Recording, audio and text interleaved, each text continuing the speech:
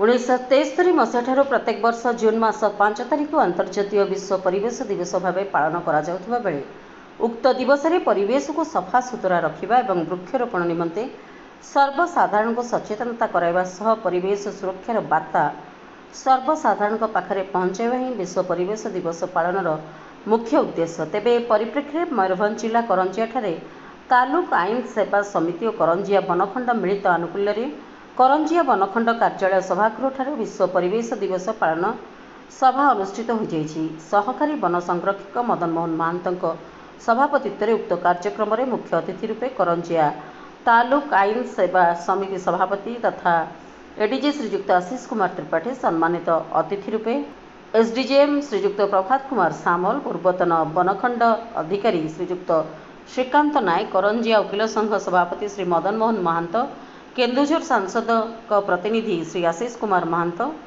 आईनजीवी श्री देवाशीष बेहरा युवा आईनजीवी श्री अभिजित महांत प्रमुख जोगदे परिवेश सुरक्षा संपर्क में निज निज सुमतामत वक्तव्य रखिते। यापर स्थानीय नगर बाटिका अतिथिगण वृक्षरोपण करते।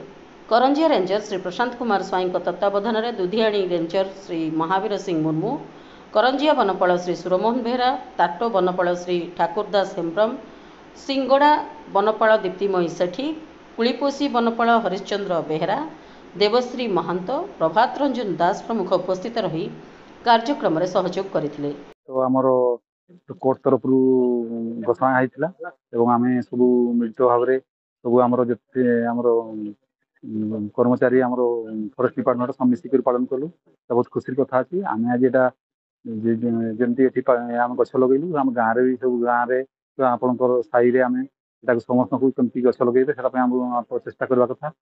तालुक सर्विस कमिटी करंजिया एवं करंजिया बनखंड तरफ एक सचेतनता कार्यक्रम और वृक्षरोपण कार्यक्रम अनुष्ठित होता।